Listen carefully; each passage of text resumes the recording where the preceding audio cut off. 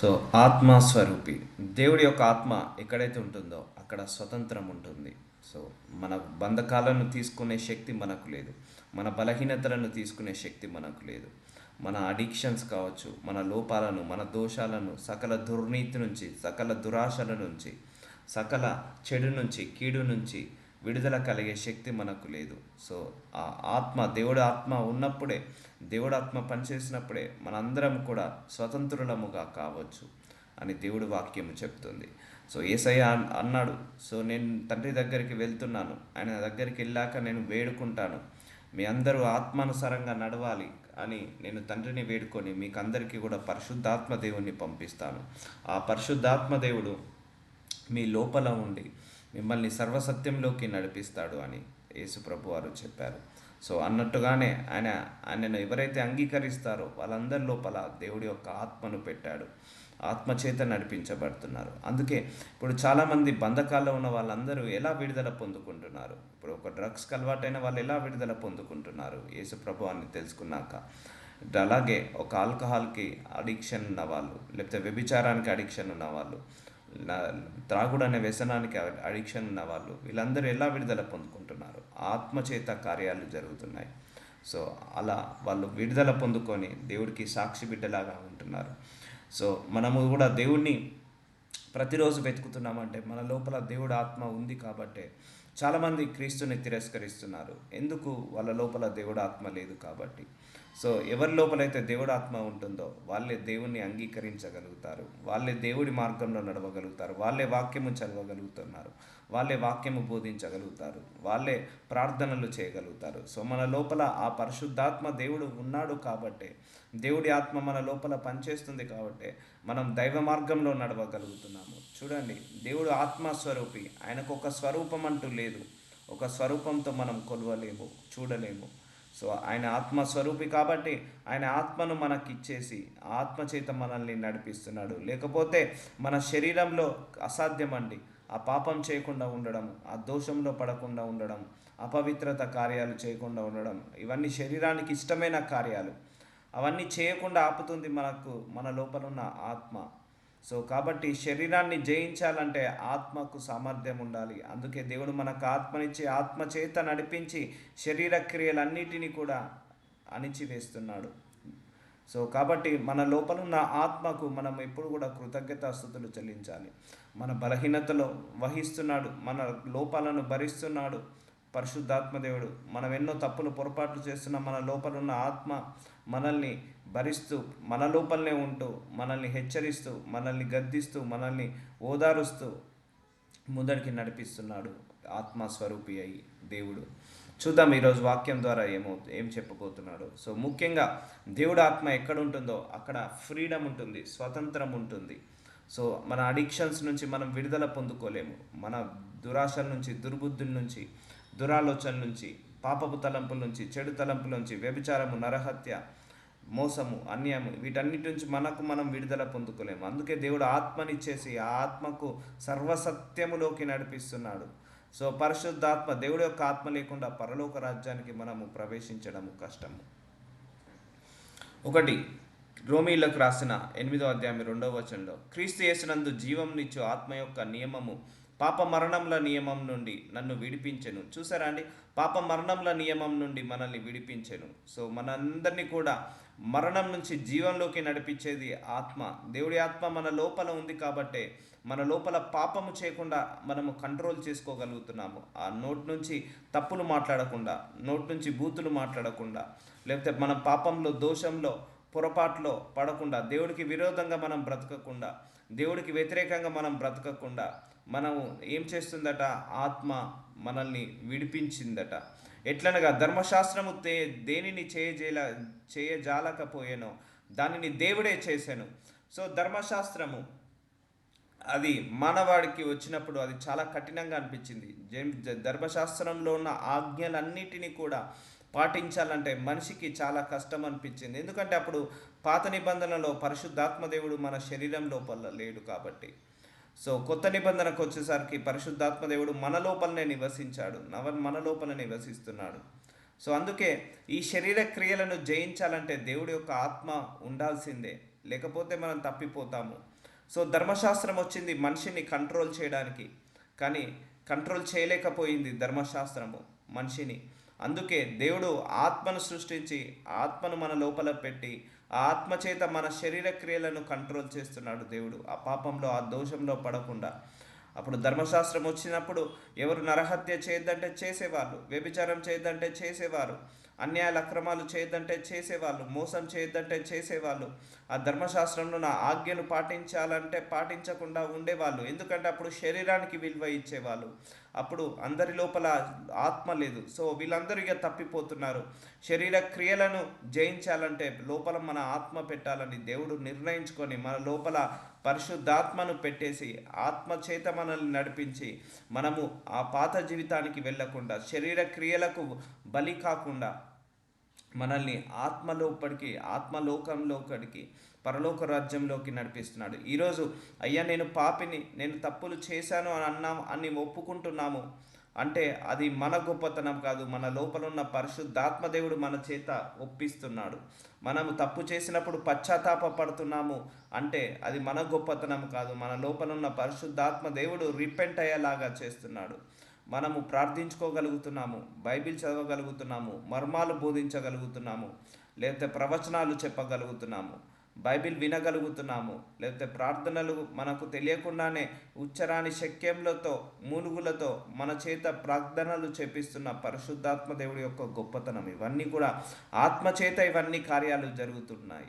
మనకు తెలియకుండానే కొన్ని సందర్భాల్లో మనం ఏం ప్రార్థిస్తామో తెలియదు, బట్ డిఫాల్ట్గా ప్రార్థిస్తూ ఉంటాం దేవుడి చిత్తానుసారంగా. అది మన గొప్పతనం కాదు, పరిశుద్ధాత్మ దేవుని గొప్పతనం. అందుకే we need to glory to God. మన దేవుడికి మనం ఎప్పుడు కూడా కృతజ్ఞతాస్తుతులు చెల్లించాలి. సో ఈరోజు వరకు మనం దేవుల్లో నిలకడగా ఉన్నాము. ఆశీర్వదించబడకపోయినా అది దేవుడి యొక్క కృప, ఆయన ఇచ్చిన అనుగ్రహం వల్లనే, ఆ ఆత్మ అనుగ్రహం వల్లనే మనం నిలబడుతున్నాము. అందుకే యేసుక్రీస్తునందు జీవంనిచ్చు ఆత్మ యొక్క నియమము. సో జీవంనిచ్చు ఆత్మ యొక్క నియమము పాప మరణంల నియమం నుండి నన్ను విడిపించెను. సో మనందరినీ కూడా ఈ ఆత్మ ఏం చేస్తుందంటే పాప మరణంల నుండి మనల్ని విడిపిస్తుందట. ధర్మశాస్త్రము చేయలేనిది దేవుడే చేశాడు ఇక. సో ఇక ధర్మశాస్త్రము చేయలేకపోయింది, ఆపలేకపోయింది. యేసయ్య వచ్చాడు, బలియాగం చేసి ఆయన్నే ఈ మానవాళిని రక్షించుకున్నాడు. ఆయన వెళ్ళిన తర్వాత వీళ్ళు మళ్ళీ పాపంలో పడిపోతారు. అందరిలో శరీరం రక్త మాంసంలో ఉన్న ప్రతి మనిషి కూడా పాపంలో పడిపోతాడు. శరీర క్రియలను జయించలేడని తెలిసి దేవుడు ఆత్మను పెట్టాడు. అందుకే ఈరోజు వరకు మనము దేవుల్లో నిలకడగా ఉండగలుగుతున్నాము. ఈరోజు వరకు మనము ప్రార్థనలో నిలకడగా ఉండగలుగుతున్నాము, విశ్వాసంలో నిలకడగా ఉండగలుగుతున్నాము అంటే మన లోపల ఆ ఆత్మ వల్లనే మనం ఇవన్నీ చేయగలుగుతున్నాము. సో రోమిలకు రాసిన 8వ అధ్యాయం 3వ వచనం, శరీరమును అనుసరింపక ఆత్మను అనుసరించే నడుచుకొను. సో మనము శరీరానుసారులం కాదు, ఆత్మానుసారులుగా నడచాలి. శరీరానికి ఎన్నో కోరికలు ఉంటాయి, శరీరానికి ఎన్నో బలహీనతలు ఉంటాయి. వాటన్నింటినీ జయించాలంటే ఆత్మ ఉపయోగించాలి. సో ఆత్మకు సామర్థ్యం పెరగాలి. శరీరానికి కోపం ఎక్కువ, ఆత్మకు దీర్ఘశాంతం ఎక్కువ. సో ఎప్పుడైతే నీకు కోపం వస్తుందో ఆ కోపాన్ని అణిచివేసి నువ్వు దీర్ఘశాంతాన్ని బయటికి తీస్తావో అప్పుడు ఆత్మను గెలిపించిన వాడబోతావు. శరీరానికి అబద్ధం ఎక్కువ, ఆత్మకు సత్యం ఎక్కువ.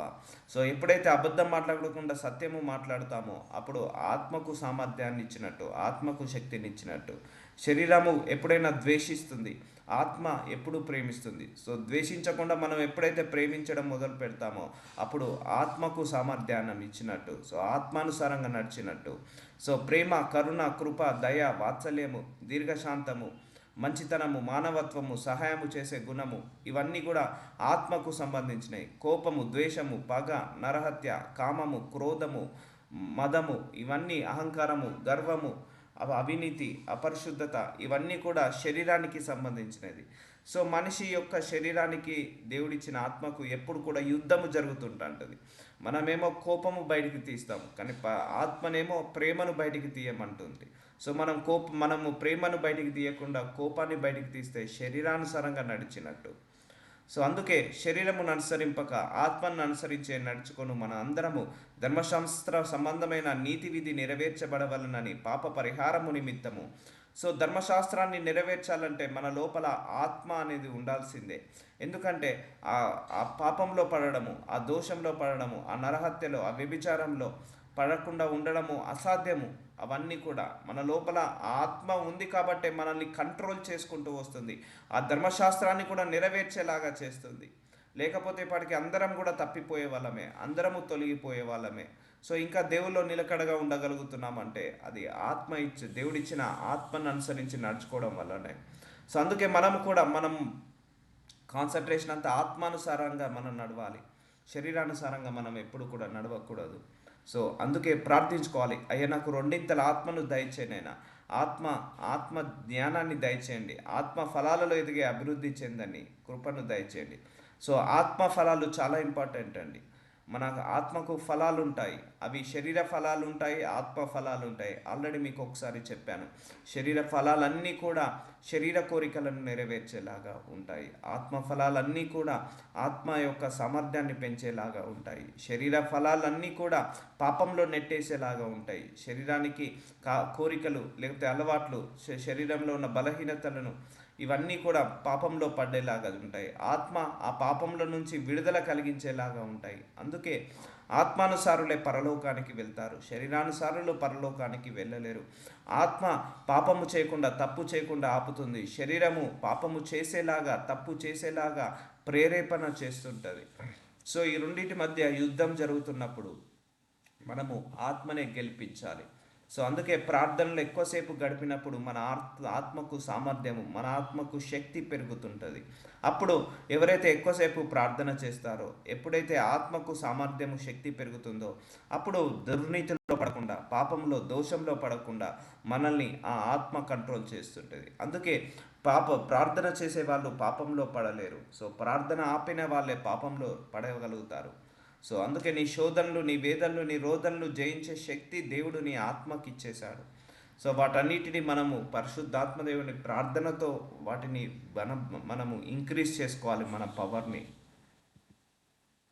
దేవుడు తన సొంత కుమారుని పాప శరీరాకారంతో పంపి ఆయన శరీరమందు పాపంను శిక్ష విధించెను. సో మన శరీరానికి రావాల్సిన మన శిక్షను ఆయనకు ఇచ్చేశాడు. సో కాబట్టి శరీరానుసారులు శరీర విషయాల మీద మనసునుంతురు, ఆత్మానుసారులు ఆత్మ విషయముల మీద మనసుంతురు. సో మనందరము శరీరానుసారులం కాదు, ఇప్పుడు ఆత్మానుసారులం. ఆత్మ విషయం మీద మనం మనసు ఉండాలి. శరీరానుసారులు, అయ్యో నేను ఈరోజు ఆల్కహాల్ డ్రింక్ చేయలేదే. ఆత్మానుసారులు, నో నేను ఆల్కహాల్ డ్రింక్ చేయొద్దు, నేను దేవుని నమ్ముకున్నాను, సో నేను వ్యభిచారం చేయాలి. శరీరానుసారులు అలా అనుకుంటారు. ఆత్మానుసారులు, నో నేను వ్యభిచారం చేయొద్దు, నేను ఆత్మానుసారంగా నడవాలి, నా ఆత్మను కాపాడుకోవాలి, నా ఆత్మీయను కాపాడుకోవాలి, నేను ఎవరిని మోసం చేయొద్దు, నేను ఎవరిని మీద కూడా ఎవరిని గురించి కూడా ఆశించకూడదు, నేను కోపాన్ని పగ పెట్టుకోకూడదు, నేను ద్వేషంతో ఉండకూడదు, ప్రేమతో నిండుకోవాలి, నా శరీరం అంతా కూడా దేవుడి ఆత్మతో నిండుకోవాలి, ఆత్మానుసారంగా నేను నడవాలి, శరీరానుసారంగా నేను నడవద్దు. సో శరీరానుసారంగా నడిచే వాళ్ళందరూ కూడా పాపానికి గురవుతారు, ఆత్మానుసారంగా నడిచే వాళ్ళందరూ కూడా పాపం నుంచి తప్పించుకోగలుగుతారు. సో ఆత్మ విషయంల మీద మనస్సుంతురు, శరీరానుసారమైన మనస్సు మరణము. చూసారా అండి, ఎవరైతే శరీర సంబంధులు అయితే ఉంటారో వాళ్ళందరూ కూడా పరలోకానికి వెళ్ళలేరు. అలాగే ఆత్మానుసారులు మాత్రమే పరలోకానికి వెళ్తారు. ఆత్మ యొక్క క్రియలు పరిశుద్ధత, ఆత్మ యొక్క క్రియలు పవిత్రత, ఆత్మ యొక్క క్రియలు నీతి. సో ఎవరైతే అవినీతిగా ఉంటారో, అపరిశుద్ధత ఉంటారో వాళ్ళందరూ శరీర క్రియలను జయిస్తున్నట్టు కామము, క్రోధము, మదము, అహంకారము, గర్వము, స్వార్థం, ఇవన్నీ శరీరానికి ఉన్న బలహీనతలు, శరీరానికి ఉన్న అలవాట్లు, శరీరానికి ఉన్న కోరికలు. వీటన్నిటిని కూడా జయించాలంటే మన ఆత్మకు సామర్థ్యం రావాలి. అందుకే కోపం రాకుండా ప్రేమను బయటికి తీయాలి, ద్వేషాన్ని కాకుండా సంతోషాన్ని బయటికి తీయాలి, అండ్ కష్టాన్ని కాకుండా సుఖాన్ని బయటికి తీయాలి. అంటే మన మైండ్ సెట్ ఎలా ఉండాలంటే పాజిటివ్గా ఉండాలి. అప్పుడు ఆత్మ సామర్థ్యానికి పెరుగుతుంటుంటుంది. సో శరీరానుసారమైన మనస్సు మరణము. సో మన మనస్సు ఆత్మానుసారంగా ఉండాలి కానీ శరీరానుసారంగా ఉండకూడదు. సో మనము ప్రార్థించుకోవాలి, అయ్యా నా నడినెత్తి నుంచి అరికాళ్ళ వరకు ఎన్ని పాపాలు ఉన్నాయో, ఎన్ని దోషాలు ఉన్నాయో, ఎన్ని శరీర బలహీనతలు ఉన్నాయో నాకైతే తెలియదు నాయన, మీరే వాటిని తీసేసుకోండి. అన్నప్పుడు దేవుడు వాటిని తీసేస్తాడు. ఎందుకంటే కొన్ని శ్రమలు దేవుడు మనకు పెట్టేది మన శరీర క్రియలను జయించడానికి, ఆత్మకు సామర్థ్యం రావడానికి. ఎందుకు ఆ శ్రమలు వచ్చేదాకా వేచి ఉండడం? ముందుగానే మనం దేవుణ్ణి ప్రార్థించుకోవాలి. అయ్యా, నా శరీరంలో నీకు విరోధంగా ఎన్ని లోపాలు ఉన్నాయో, మీకు విరోధంగా ఎన్ని పాపాలు ఉన్నాయో, మీకు విరోధంగా ఎన్ని దోషాలు ఉన్నాయో, మీకు విరోధంగా ఎన్ని బలహీనతలు ఉన్నాయో నాకైతే తెలియదు నాయన. నాకైతే తీసేసుకునే శక్తి నాకు లేదు తండ్రి. నాకు సహాయము చేయండి. ఆ శరీరంలో ఉన్న బలహీనతలన్నిటిని తీసేసుకునే కృపను నాకు అనుగ్రహించండి. నేను ఆత్మానుసారంగా నడవాలనుకుంటున్నానయ్యా. నా శరీర బలహీనతలన్నిటినీ కాల్చి బూడిద చేసి ఆత్మానుసారంగా నడిచే శక్తిని నాకు దయచేయండి. సో శరీరమేమో నువ్వు ప్రార్థన చేయకు అంటుంది, ఆత్మనేమో ప్రార్థన చేయమంటుంది. సో అప్పుడు నువ్వెవరిని గెలిపించాలి? సో శరీరాన్ని గెలిపించాలా, ఆత్మను గెలిపించాలా? ఆత్మను గెలిపించాలి. సో శరీరమేమో ఈరోజు వద్దులే రేపు ప్రార్థన చేద్దామంటుంది. సో ఆత్మనేమో ఈరోజు ప్రార్థించాలంటుంది. కానీ మనం ఎక్కువగా రేపు ప్రార్థిస్తాంలే అని పోస్ట్పోన్ చేస్తాము. అప్పుడు నువ్వు శరీరానికి విలువ ఇస్తున్నట్టు. ఆ శరీరానుసారమైన మనస్సు అది మరణమునకు దారి తీస్తుంటుంది. సో శరీరమేమో వద్దులే రేపు చదువుకుంటూలే బైబిల్ అంటుంది. సో ఆత్మనేమో ఈరోజు చదవమంటుంది. సో మనం ఎక్కువగా రేపు చదువుకుందాంలే అన్న శరీరం అన్న మాటను మనం వినేసి పోస్ట్ పోన్ చేస్తుంటా అంటాం. సో అలా మనకు కాన్ఫ్లిక్ట్స్ అవుతుంటాయి శరీరానికి ఆత్మకు, ఆత్మకు శరీరానికి. లేదు నీకు ప్రార్థించాలనుకున్నావా, అప్పుడే ఇమ్మీడియట్గా నువ్వు మోకరించి ప్రార్థించేసే. బైబిల్ చదవాలనుకుంటావా, ఇమ్మీడియట్గా బైబిల్ ఓపెన్ చేసి బైబిల్ చదువుకో, కానీ పోస్ట్ పోన్ చేయకు. సో ఇది శరీరానికి ఆత్మకు ఉన్న యుద్ధము. సో కాబట్టి మనమట ఎవరమట శరీరానుసారుల విషయముల మీద, శరీర విషయముల మీద మనస్సునుంతురు, ఆత్మానుసారులు ఆత్మ విషయముల మీద మనసుంతురు. సో మనందరం కూడా ఆత్మ విషయంలో మనసు ఉండాలి. అంటే మనం ప్రార్థించుకోవాలి, అయ్యా నేను ఈరోజు నుంచి ఆత్మానుసారంగా నడవాలనుకుంటున్నాను, నాకు ఆత్మానుసారంగా నడిచే శక్తిని నాకు దయచేయమని ప్రార్థిస్తున్నాను తండ్రి అన్నప్పుడు దేవుడు నీకు ఆ గుణాన్ని ఇస్తాడు, ఆ లక్షణాలను ఇస్తాడు. ఒకటండి, దేవుడి యొక్క ఏ క్రియ నెరవేర్చాలన్నా ప్రార్థన లేకుండా చేయలేమండి. సో మనకు నూతన పరిశుద్ధాత్మ శక్తిని పొందుకోవాలి, నూతన ఆత్మ వివేచన పొందుకోవాలి, ఆత్మకు ఫలాలు ఉంటాయి, ఆ ఫలాలు పొందుకోవాలంటే ప్రార్థన లేకుండా ఏవి పొందుకోలేము. సో అందుకే వి నీడ్ టు ప్రే. శరీరానుసారమైన మనస్సు మరణము, ఆత్మానుసారమైన మనస్సు జీవము సమాధానమునై ఉన్నది. చూసారండి, ఆత్మానుసారమైన మనస్సు జీవమునకు సమాధానమునై ఉన్నది. అందుకే మనం శరీరానుసారం లేకుండా ఆత్మానుసారంగా నడిచినప్పుడు సమాధానం ఉంటుంది, సాక్ష్యం ఉంటుంది, నీ మనసులో పీస్ ఉంటుంది, ప్రజెన్స్ ఉంటుంది. సో మన ఒక్కరమే కాదు, కుటుంబం అంతా కూడా ఆత్మతో నిండుకోవాలి, కుటుంబం అంతా కూడా ఆత్మానుసారంగా నడవాలి. ఇప్పుడు కుటుంబంలో నలుగురున్నారు, ముగ్గురు ఆత్మానుసారంగా నడుస్తున్నారు, ఒకరు శరీరానుసారంగా నడుస్తున్నారు. ఆ ఒక్కడి వల్ల మన ఆత్మీయ జీవితం పాడవుతుంటుంది. అందుకే శరీరము ఆత్మ యుద్ధము జరుగుతున్నప్పుడు మనం ఆత్మకే ఓటు ఇవ్వాలి, ఆత్మనే గెలిపించాలి. ఆత్మానుసారమైన మనస్సు జీవము. అందుకే ఆత్మతో నిండుకున్న వాళ్ళు, ఆత్మతో నడిపించే వాళ్ళు పరలోకానికి వెళ్తారు. శరీర సంబంధులు దేవుణ్ణి మెప్పించలేరు, శరీర సంబంధులు దేవుణ్ణి గెలిపించలేరు, దేవుణ్ణి సంతోషపెట్టలేరు. ఆత్మానుసార మనుషులే, ఆత్మానుసారమైన నడిపింపే దేవుణ్ణి సంతోషపెట్టగలుగుతారు. సో అందుకే శరీర సంబంధులు ఎంత ప్రార్థించినా కూడా వాళ్ళకు జవాబు రాదు. ఆత్మ సంబంధులు ప్రార్థించగానే జవాబు వస్తుంటుంది. ఒకటి, నువ్వు మనసు నిండా ద్వేషంతో నిండుకున్నావు, అది శరీర సంబంధమైనది. అదే ద్వేషంతో నిండుకున్న మనసుతో నువ్వు ప్రార్థిస్తున్నావు, జవాబు రాదు. అలాగే నీ మనసు నిండా క్షమించే గుణముతో నిండుకున్నావు, ఓకే, వాళ్ళని ద్వేషించడం ఎందుకు, మనం క్షమించే గుణంతో నిండుకుంటాం. ఈ క్షమించే గుణం అనేది ఆత్మఫలము. సో ఆత్మానుసారమైన నడిపింపు. సో అప్పుడు నువ్వు ప్రార్థించు, క్షమాపణ గుణంతో ప్రార్థించు, దేవుడు నీకు ఉత్తరం ఇస్తాడు, జవాబిస్తాడు. క్షమించే గుణము అది ఆత్మఫలము, ఆత్మానుసారమైన జీవము. అలాగే ద్వేషము, పగ, ప్రతీకారము ఇవి శరీరానుసారమైన మనస్సు. ఈ శరీరానుసారమైన మనస్సుతో నువ్వు ప్రార్థించినప్పుడు నీకు జవాబు రాదు. ఆత్మానుసారమైన మనస్సు ఆ ప్రేమ, కరుణ, కృప, దయ, వాత్సల్యము, దీర్ఘశాంతము వీటితో నువ్వు నిండుకున్నప్పుడు అప్పుడు నువ్వు ప్రార్థించు, తొందరగా నీ ప్రార్థనకు జవాబు వస్తాయి. అందుకే ఆత్మ ఫలాల్లో అభివృద్ధి చెందాలని ప్రార్థించండి. ఎలానగా శరీరానుసారమైన మనస్సు దేవునికి విరోధి అయి ఉన్నది. చూసారా అండి, శరీరానుసారమైన మనస్సు అట దేవునికి విరోధి అయి ఉన్నది. సో ఇప్పుడు ఎవరైతే దేవుడు లేడని ఒప్పుకుంటున్నారో అంటున్నారో వాళ్ళందరూ కూడా శరీరానుసారమైన మనసులు, వాళ్ళందరూ దేవుడికి విరోధై ఉన్నారు. ఎవరైతే నరహత్య చేస్తున్నారో, వ్యభిచారం చేస్తున్నారో, ఎవరైతే శరీర క్రియలను జయిస్తున్నారో, మోసాలు చేసి, అన్యాయాలు చేసి, అక్రమాలు చేసి, వ్యభిచారంలో పడిపోయి, ఆ త్రాగుడనే వ్యసనంలో పడిపోయి, దురాశలు దుర్బుద్ధులతో ఉండుకొని, పాపపు తలంపులు చెడు తలంపులతో ఎవరైతే ఉంటున్నారో వీళ్ళందరూ కూడా దేవుడికి విరోధి అయి ఉన్నారు. సో శరీరానుసారమైన మనస్సు మన నుంచి తీసివేయమని ప్రార్థించండి దేవుడికి. సో మనం దేవుడికి మిత్రులమా శత్రులమా? మిత్రులము. శత్రువులు అనుకున్న వాళ్ళు శరీరానుసారంగా నడుస్తారు, మిత్రులు అనుకున్న వారు ఆత్మానుసారంగా నడుస్తారు. అందుకే మనం దేవుడికి విరోధులము కాకూడదు, దేవుడికి మనము మిత్రులుగా ఉండాలి అంటే మన క్రియలు, మన ఫలాలు అన్నీ కూడా మారిపోవాలి, మన ఆలోచించే విధానం మారిపోవాలి. Renew your mind set.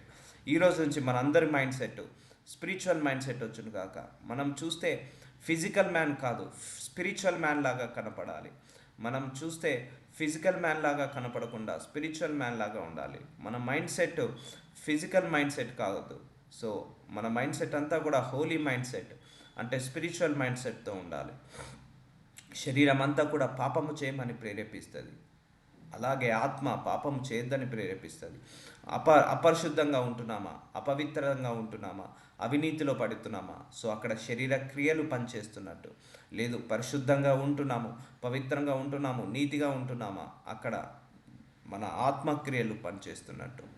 అది దేవుని ధర్మశాస్త్రమును లోబడదు. చూసారా అండి, శరీరానుసారులు దేవుని ధర్మశాస్త్రాన్ని నెరవేర్చరు. ఆ విగ్రహారాధన శరీరానుసారమైనది, ఆ నరహత్య శరీరానుసారమైనది, ఆ ఇతరులను మోసం చేయడము, ఇతరులది ఆశించడము, మనసులో ఇంకొకటి కామంతో నిండుకోవడం, ఇవన్నీ కూడా శరీరానుసారమైనది. ఇవన్నీ ధర్మశాస్త్రంకు లోబడదు, ఏమాత్రము లోబడనేరదు. సో శరీరంతో నువ్వు ప్రవర్తించినప్పుడు దేవుడికి లోబడలేవు. సో మనందరం కూడా ఆత్మతో నిండుకోవాలి. యేసుప్రభు వారు ఆయన శరీరంలోనే వచ్చాడు, కానీ ఆత్మానుసారంగా బ్రతికాడు, అబద్ధం ఆడలేదు. ఆయన నోటిలో ఎలాంటి అసత్యము లేదు, ఆయన బుద్ధిలో, ఆయన ఆలోచనలో ఎలాంటి దుర్నీతి లేదు, దురాశ లేదు, దుర్భాష లేదు. ఆయన యొక్క ఆలోచనలో కూడా చెడు లేదు, కీడు లేదు. పవిత్రుడు, పరిశుద్ధుడు, పరమ తండ్రి ఆయనే. సో ఆయనే ఎలా బ్రతికాడో ఆయనను రోల్ మోడల్గా పెట్టుకొని మనము అలా బ్రతకాలి అని కోరుకోవాలి. అందుకే ధర్మశాస్త్రం నెరవేర్చాలంటే అది శరీరానుసార సంబంధులు నెరవేర్చలేరు. అందుకే దేవుడు ఈ ఆత్మనిచ్చేసి ఆ ధర్మశాస్త్రాన్ని కూడా నెరవేరుస్తున్నాడు. అందుకే మనం ఇంకా ఈ దేవుని తొలగిపోకుండా ఈ దేవుణ్ణి పట్టుకొని ఎందుకున్నాము? ఆశీర్వదించకపోయినా ఏసయ్య నువ్వే నా దేవుడవని ఎందుకు అనగలుగుతున్నాము? అది లోపల ఆత్మ ఉండి ఒప్పిస్తుంది కాబట్టి.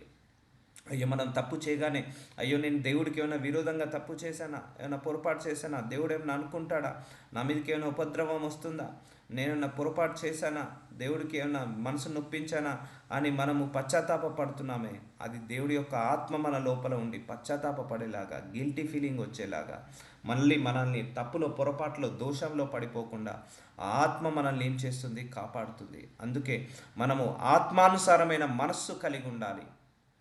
అదే జీవమునకు సమాధానమై ఉన్నది.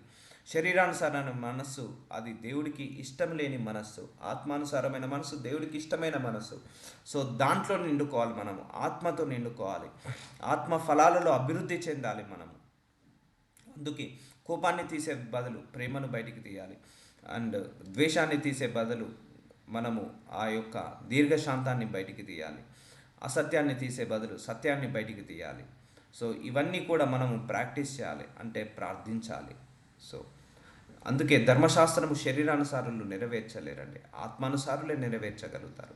కాగా శరీర స్వభావము గలవారు దేవుణ్ణి సంతోషపరచనేరరు. చూసారా అండి, we never satisfy God when you are unholy. So శరీరానుసారమైన అర్థం ఏంటిది? అపరిశుద్ధత, శరీరానుసారమైన అపవిత్రత, అవినీతి, అవిశ్వాసము, ఇవన్నీ కూడా శరీరానుసారమైన నడిపింపు. వీళ్ళందరూ కూడా దేవుణ్ణి సంతోష పెట్టలేరు. సో కాగా శరీరానుసారము గలవారు దేవుని సంతోషపరచలేరు. సండే చర్చ్కి వెళ్తున్నావు, మళ్ళీ ఆ డ్రగ్స్కి అలవాటు అవుతున్నావు, లేకపోతే సండే చర్చ్కి వెళ్తున్నావు, మళ్ళీ వ్యభిచారంలో పడిపోతున్నావు, పరాయి స్త్రీని, పరాయి పురుషుడిని మోహంతో చూస్తున్నావు. సో అవన్నీ కూడా దేవుణ్ణి సంతోష పెట్టలేరు. హృదయము కలవరపడుతుంది, హృదయము మోసంతో నిండుకుంది, హృదయం అంతా కూడా దురాశతో, దుర్బుద్ధితో, దురాలోచనతో నిండుకుంది. ఇదన్నీ శరీరానుసార స్వభావం. ఆ హృదయాన్ని చూసి దేవుడు సంతోషపడలేడు. సో ఒకరు నిన్ను విమర్శించారు, వాళ్ళు విమర్శించారని తెలిసి నువ్వు మళ్ళీ విమర్శించావు, అది శరీర క్రియ. అదే విమర్శించారని తెలిసి కూడా విమర్శిస్తే విమర్శించుకొని పోనీలేండి తండ్రి వాళ్ళను క్షమించేసాయి అన్నావనుకో, అది ఆత్మక్రియ. సో చూడండి, ఇలా ఇలా కాన్ఫ్లిక్ట్స్ ఉంటాయి శరీరానికి ఆత్మకు. సో మనల్ని విమర్శించారని తెలియగానే మళ్ళీ మనం తిరిగి విమర్శిస్తాము. అప్పుడు నువ్వు శరీరాన్ని నెరవేరుస్తున్నట్టు, అంటే నువ్వు ద్వేషాన్ని కనపరుస్తున్నట్టు. అలా కాకుండా అయ్యే వాళ్ళు నన్ను విమర్శించారు ప్రభువ, అయినా వాళ్ళ మీదికి ఎలాంటి పనిష్మెంట్ రాకుండా, దోషం రాకుండా వాళ్ళందరినీ కాపాడు ప్రభువ అన్నావు అనుకో, అది నువ్వు ఏం చేస్తున్నావు, వాళ్ళను క్షమిస్తున్నావు. అప్పుడు నువ్వు శరీరానికి కాదు ఆత్మకు నువ్వు విలువ ఇస్తున్నట్టు. అప్పుడు నీ హృదయాన్ని చూసి దేవుడు సంతోషిస్తాడు. చూసారా అండి, దేవుడు సంతోషించాలంటే మన క్రియలను బట్టి ఆయన సంతోషిస్తాడు. ఇప్పుడు మనకే మన పిల్లలు ఉన్నారండి, వాళ్ళు మన మాట వినకుండా చెడు స్నేహితులతో తిరిగి చెడు అలవాట్లతో వాళ్ళు నిండుకున్నప్పుడు మనం సంతోషపడతామా, బాధపడతాము.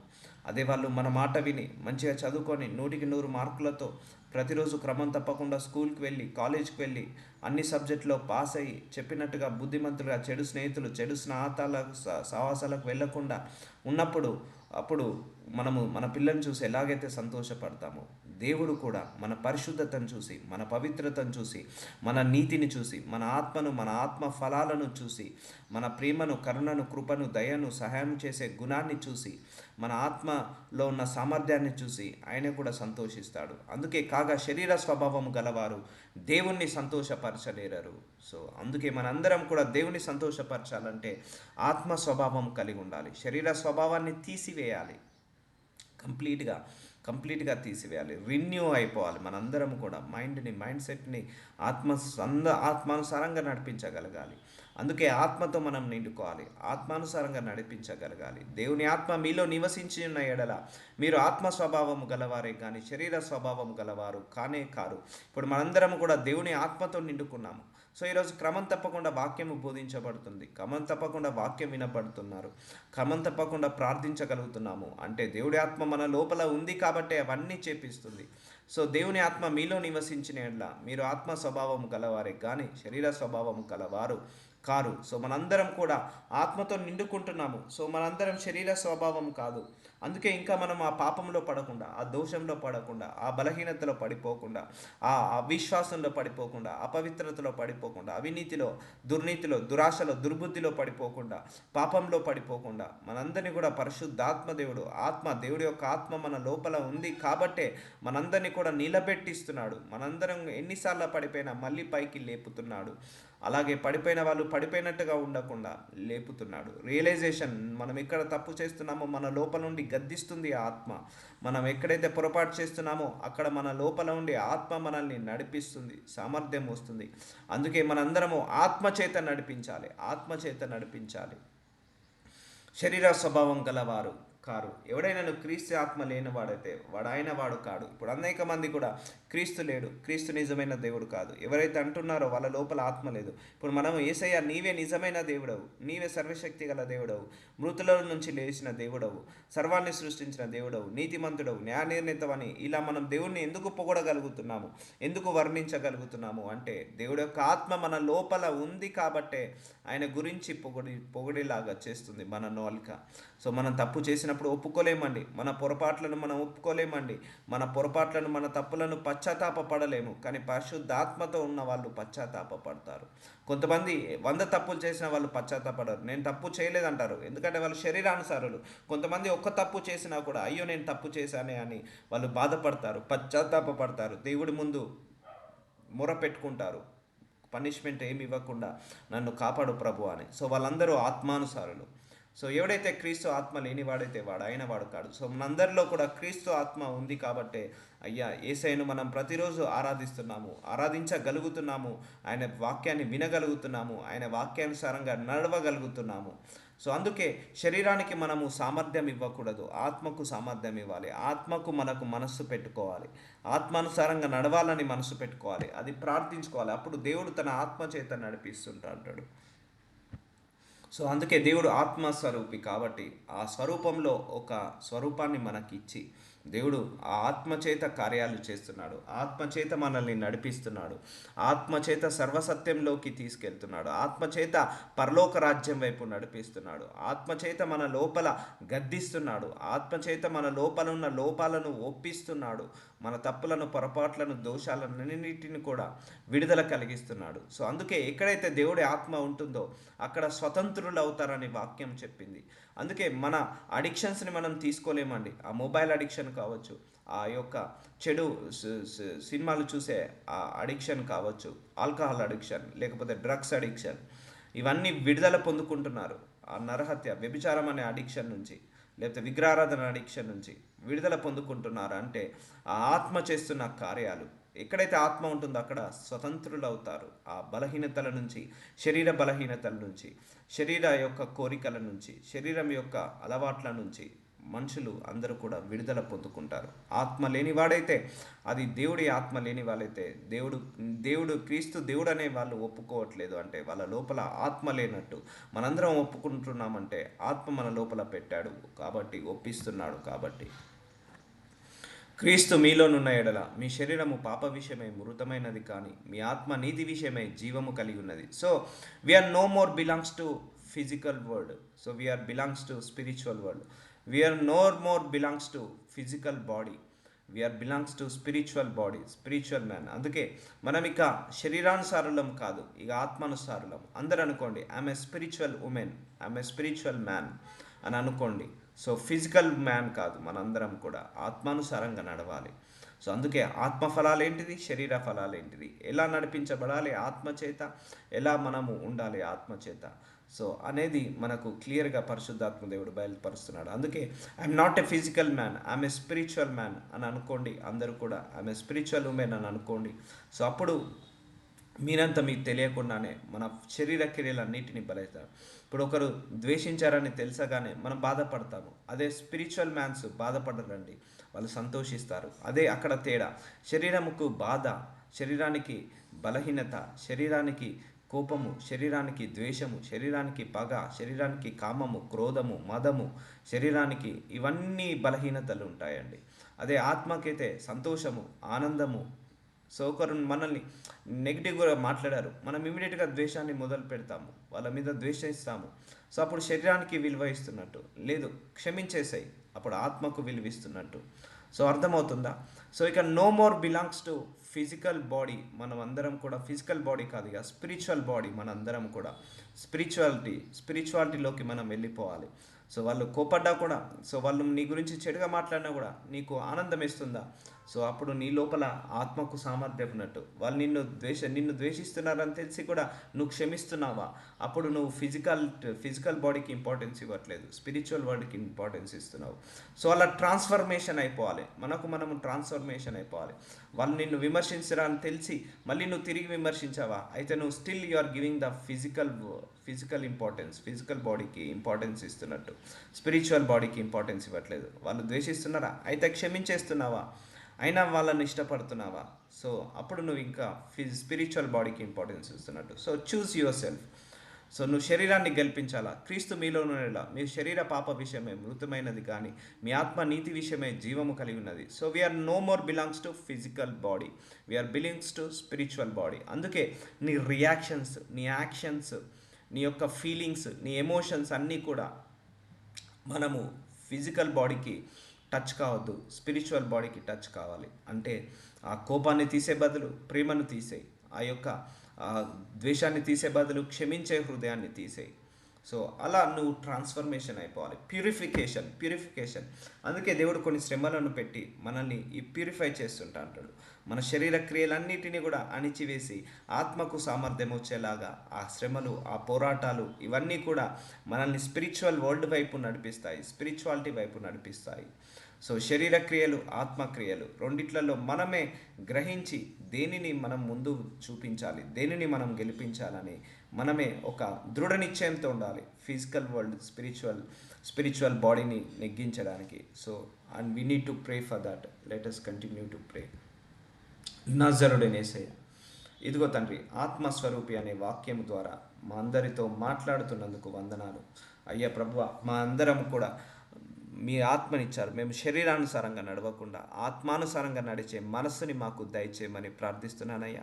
అయ్యా ప్రభువా, మా శరీర క్రియలు, మా శరీర బలహీనతలు, మా శరీర కోరికలు, మా శరీర అలవాట్లు ఏవి ఉన్నా కూడా, మీకు నచ్చనిది ఏది ఉన్నా కూడా తీసివేసుకున్నాయినా. అయ్యా, శరీర సంబంధులు నన్ను తృప్తిపరచలేరు, నన్ను సంతోష పెట్టలేరు అన్నారు నాయన. అయ్యా ప్రభువ, శరీరానుసారంగా నడవకుండా ఆత్మానుసారంగా నడిచే శక్తిని మాకు దయచేయమని నజరుడైన యేసు నామంలో ప్రార్థిస్తున్నాను తండ్రి. ఆమేన్. ఆమేన్.